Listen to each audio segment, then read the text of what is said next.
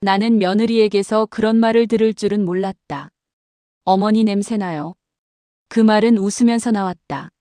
손님들이 있는 자리였다. 나는 순간 귀를 의심했다. 거실에는 준호 회사 동료 부부 둘이 와 있었고 수지는 환하게 웃으며 차를 따르고 있었다. 어머니 요즘 허리 아프시다더니 씻는 것도 힘드신가 봐요. 그녀는 장난처럼 말했다.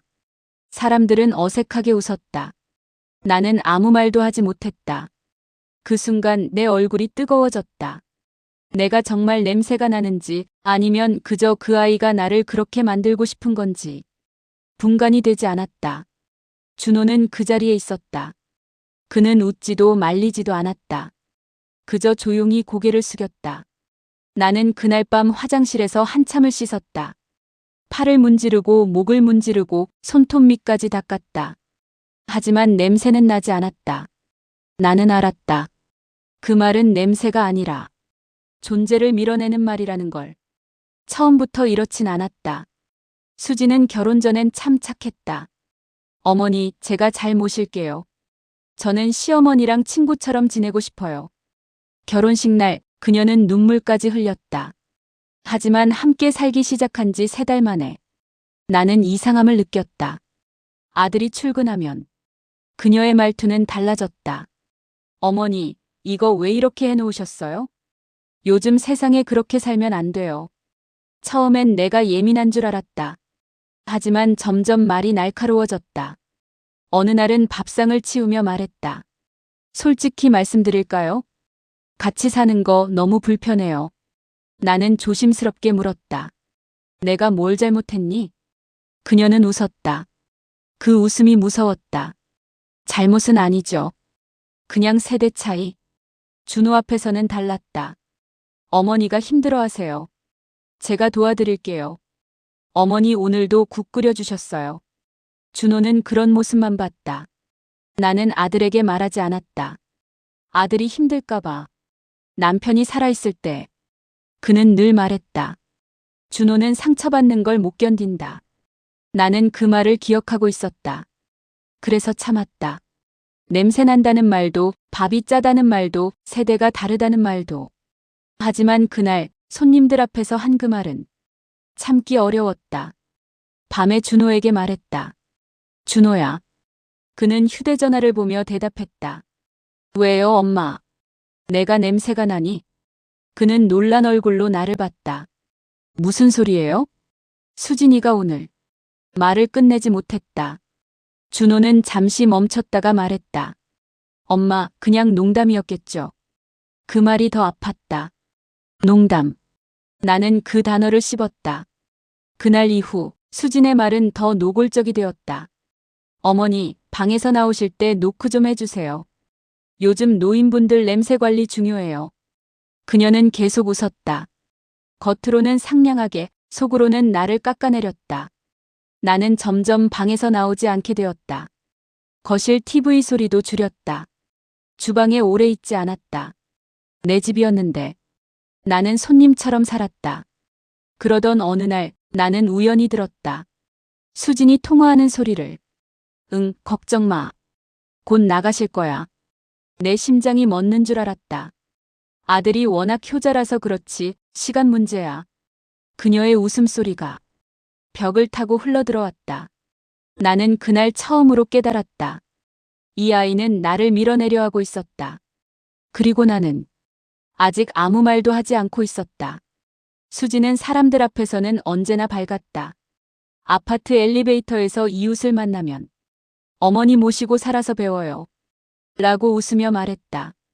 명절이면 친정 식구들 앞에서도 내 손을 꼭 잡았다. 우리 어머니 진짜 좋으세요. 나는 그 말을 들을 때마다 마음이 복잡해졌다. 그 말이 진짜였으면 좋겠다고 생각했다. 하지만 집문이 닫히는 순간 그녀의 얼굴은 달라졌다. 표정이 굳고 말투가 차가워졌다. 어머니, 그릇 그렇게 쌓아두지 마세요. 어머니, TV 소리 좀 줄이세요. 어머니, 제 친구들 오는데 방에서 나오지 마세요. 나는 점점 말수가 줄었다. 내가 뭘 해도 그녀는 불편해했다. 그러던 어느 날이었다. 준호 회사에서 회식이 있는 날 수진이 갑자기 말했다. 어머니, 오늘 저녁은 밖에서 드세요. 나는 놀라서 물었다. 왜? 저 친구들 오거든요. 그럼 내가 방에 있으면 되지 않니? 수진은 웃으며 말했다.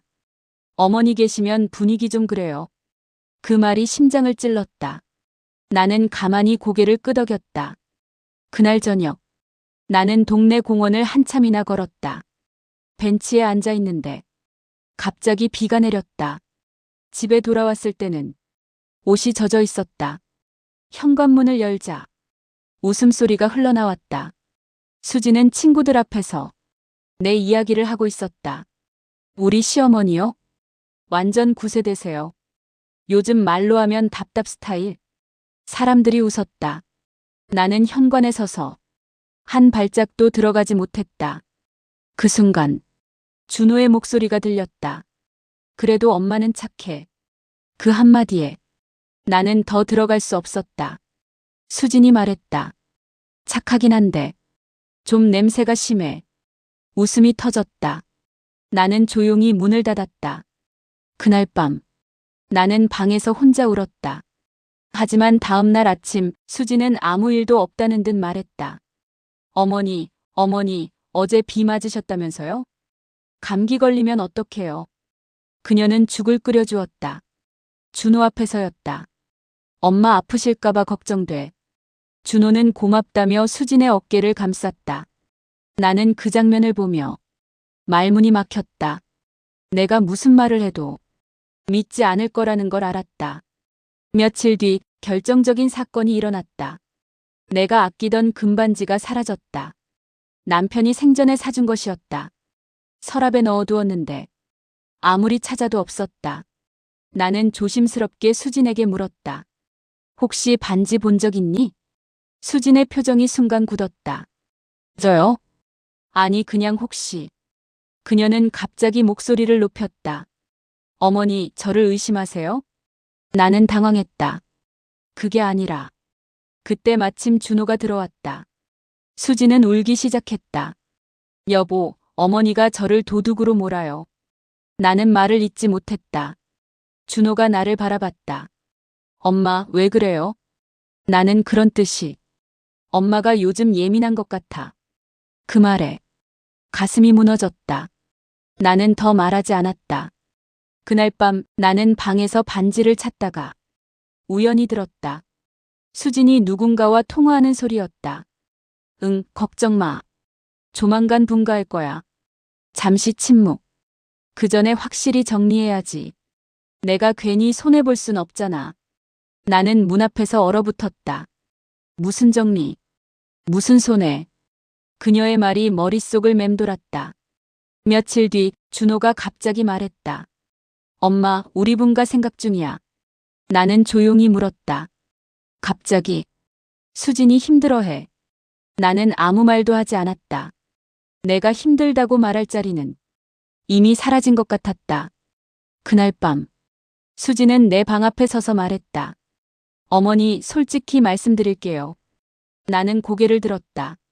그녀는 낮은 목소리로 말했다. 여기 오래 못 계세요. 그 말은 경고였다. 나는 그날 처음으로 두려움을 느꼈다.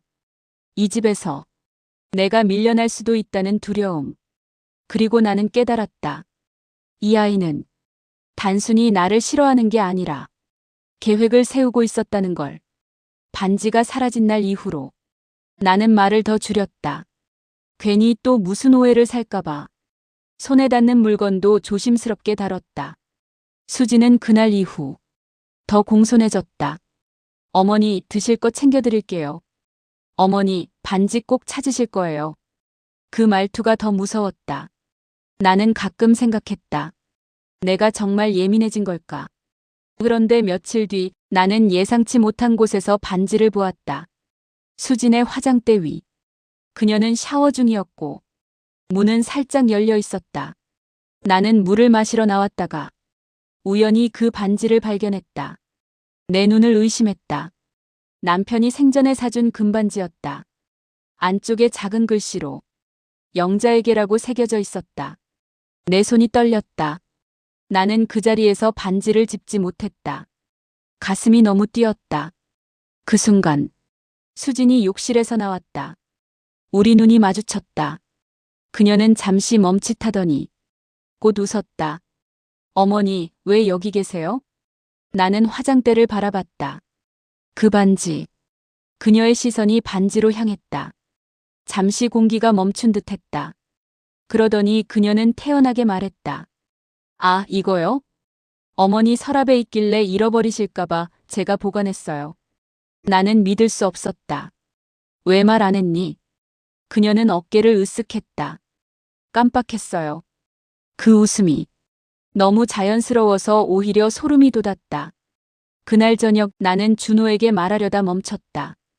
반지를 찾았다고 말하면 모든 게 끝날까? 아니면 또 다른 싸움이 시작될까? 그날 밤 나는 또다시 통화 소리를 들었다. 수진이었다. 응, 반지는 내가 들고 있어. 혹시 나중에 문제되면 증거로 써야지. 내 숨이 멎었다. 그분이 요즘 이상해. 치매 초기 같은데? 준호도 슬슬 눈치챌 거야. 나는 문에 기대어 서 있었다. 치매. 그 말이 머리를 강하게 때렸다.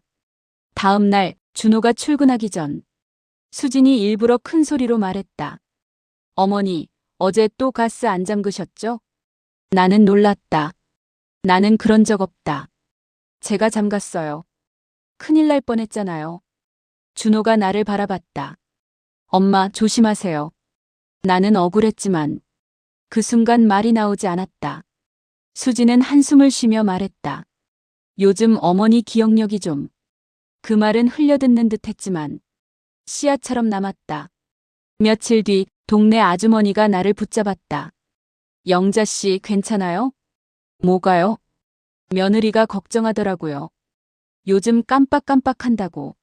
나는 그 자리에서 멍해졌다. 수지는 이미 주변에 말을 퍼뜨리고 있었다. 나는 집으로 돌아와 한참을 앉아 있었다. 내가 정말 이상해진 걸까? 스스로를 의심하게 만드는 것, 그게 가장 무서운 일이다.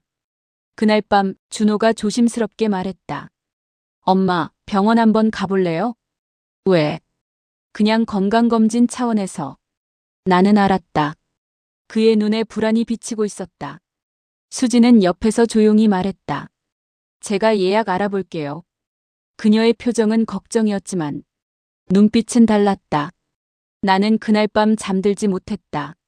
내가 밀려나는 과정이 이렇게 조용히 진행되고 있었다. 반지, 가스, 기억력. 하나씩 쌓이고 있었다.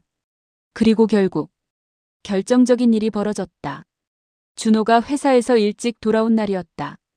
거실에서 큰 소리가 났다. 어머니, 또 제 물건 만지셨어요? 수진의 목소리였다. 나는 놀라서 나왔다. 나는 아무것도 안 했다. 왜 자꾸 제 방 들어오세요? 그때 준호가 현관에서 들어왔다. 수진은 울음을 터뜨렸다. 여보, 나 너무 무서워. 준호가 나를 바라봤다. 그 눈빛엔 처음 보는 의심이 담겨 있었다. 나는 그 순간 깨달았다. 이 아이는 나를 내쫓으려는 게 아니라 나를 이상한 사람으로 만들고 있었다. 그리고 나는 그 사실을 증명할 방법이 없었다. 그날 밤 나는 결심했다. 더는 참지 않겠다고. 그리고 다음 날 수진의 계획은 생각지도 못한 방향으로 무너지기 시작했다. 그날 밤 나는 잠들지 않았다. 벽시계 초침 소리가 유난히 크게 들렸다. 내가 정말 이상해진 걸까?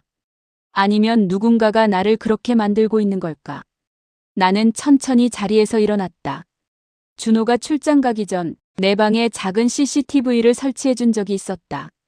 엄마 혼자 계시니까 혹시 모를 일 대비해서요. 나는 그때 쓸 일 없겠지 하고 넘겼다. 그런데 그 장치가 거실까지 녹화된다는 사실이 떠올랐다. 나는 휴대전화로 영상을 열었다. 날짜를 거슬러 올라갔다. 며칠 전 반지가 사라진 날. 영상 속에서 나는 분명히 보았다. 수진이 내 방에 들어와 서랍을 열고 반지를 꺼내는 장면. 그녀는 주위를 살피더니 가방에 넣었다. 내 심장이 세게 뛰었다. 나는 그 장면을 몇 번이나 돌려봤다. 손이 떨렸지만 눈은 또렷했다.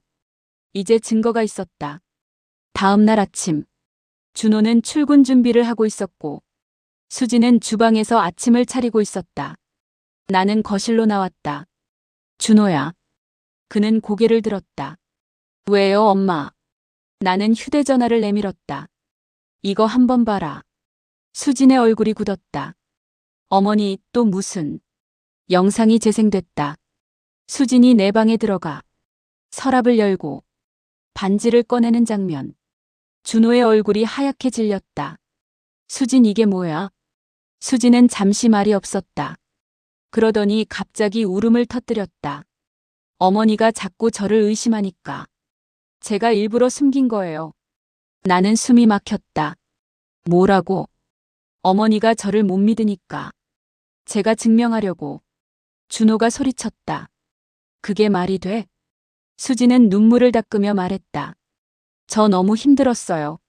어머니가 저를 싫어하잖아요. 나는 떨리는 목소리로 말했다. 내가 언제? 수지는 갑자기 태도를 바꿨다.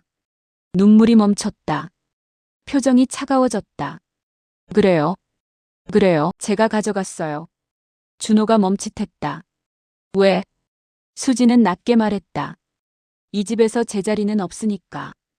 공기가 얼어붙었다. 어머니는 늘 피해자인 척 하시지만 준호 씨는 늘 어머니 편이에요. 나는 충격을 받았다. 나는 내 편이 아니었니? 수지는 웃었다. 처음부터 아니었어요. 그녀의 말은 날카로웠다. 저는 여기서 늘 손님이었어요. 준호는 말을 잇지 못했다. 수진이 계속 말했다. 그래서 어머니가 나가시면 모든 게 편해질 줄 알았어요. 나는 그 말을 듣고 가슴이 내려앉았다. 그래서 나를 치매로 만들려고 했니? 수지는 대답하지 않았다. 그 침묵이 답이었다. 준호의 손이 떨렸다. 가스잠 같다고 거짓말한 것도?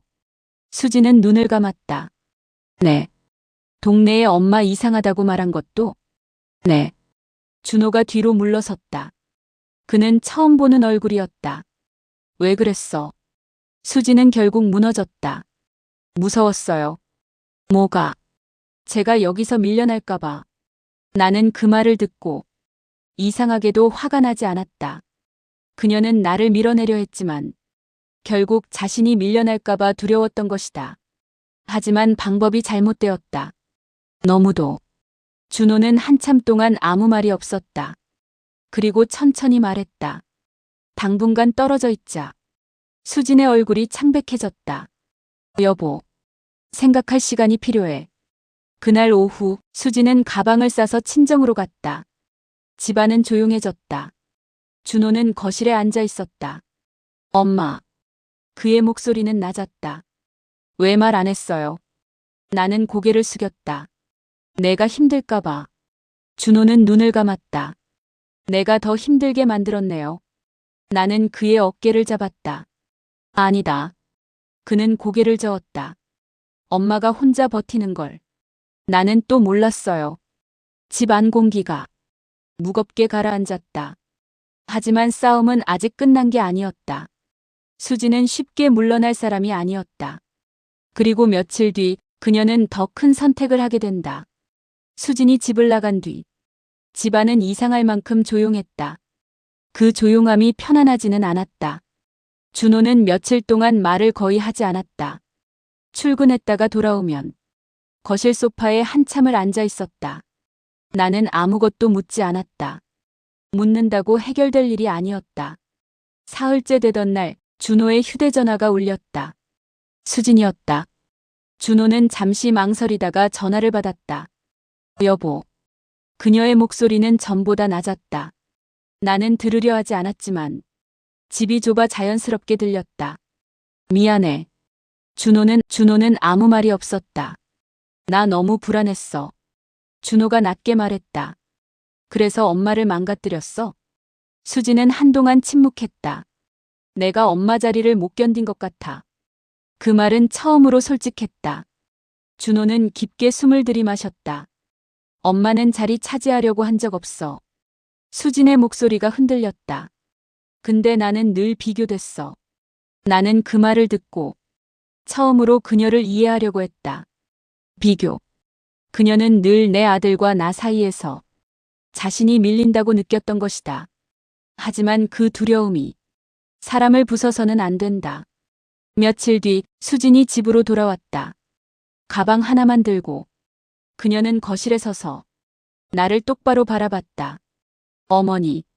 나는 고개를 들었다. 그녀는 무릎을 꿇었다. 죄송합니다. 나는 놀랐다. 일어나라. 아니요, 제가 한 말들. 어머니 냄새 난다고 한 거. 그녀의 목소리가 떨렸다. 그 말이 제일 후회돼요. 나는 천천히 말했다. 왜 그랬니? 그녀는 눈물을 닦았다. 어머니가 강해 보여서요. 나는 예상 못한 대답에 멈췄다. 강해 보여서? 네. 아무리 제가 말해도 흔들리지 않으시는 것 같아서 그걸 깨고 싶었어요. 나는 그 순간 깨달았다. 나는 참는 걸 강함이라고 생각했지만 누군가에겐 벽처럼 보였던 것이다. 준호가 옆에서 말했다. 수진, 사과로 끝날 문제 아니야. 수진은 고개를 끄덕였다. 알아요. 그녀는 나를 다시 바라봤다. 어머니가 허락하지 않으시면 저 이 집 안 들어올게요. 그 말은 진심이었다. 나는 잠시 생각했다. 솔직히 말하면 마음 한쪽은 아직 아팠다. 그녀의 말들, 그 웃음, 그 냄새라는 단어. 쉽게 잊히지 않았다. 하지만 나는 오래 생각하지 않았다. 조건이 있다. 수진이 고개를 들었다. 뭐든지 하겠습니다. 앞으로 나를 이기려고 하지 말고 나랑 살려고 해라.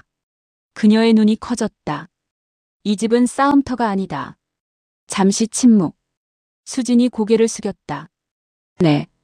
나는 천천히 다가가 그녀를 일으켰다. 나도 내가 무서웠다. 수진이 놀랐다. 제가요? 그래. 너무 밝아서. 그녀는 울면서 웃었다. 그날 저녁 우리는 세 사람이 처음으로 솔직하게 대화를 했다. 준호는 말했다. 나는 늘 엄마 편인 줄 알았는데 사실은 아무 편도 아니었어. 나는 그의 손을 잡았다. 이제 내 가정부터 지켜라. 수지는 조심스럽게 말했다.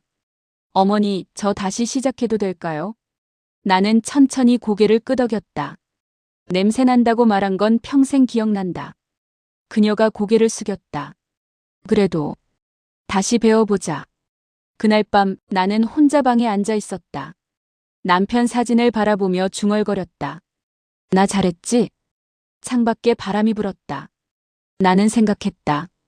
며느리는 나를 밀어내려 했고 나는 참으며 버텼다.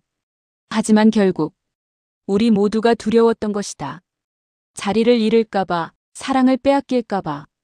나는 더 이상 참는 사람으로 남지 않기로 했다. 대신 말하는 사람으로 살기로 했다. 다음 날 아침 수진이 조심스럽게 말했다. 어머니, 같이 시장 가실래요? 나는 잠시 그녀를 보았다. 그 눈에는 계산이 없었다. 그래. 우리는 나란히 걸었다. 햇살이 따뜻했다. 나는 속으로 말했다. 냄새난다고 했던 그 말은 상처로 남겠지만 사람은 상처 위에서도 다시 걸을 수 있다. 나는 이제 밀려나는 시어머니가 아니라 말할 줄 아는 어머니였다. 그리고 수지는 이중인격의 며느리가 아니라 배워가는 며느리가 되기를 스스로 선택했다. 이 이야기가 끝났다고 생각할 수도 있겠다. 하지만 진짜 시작은 그날부터였다.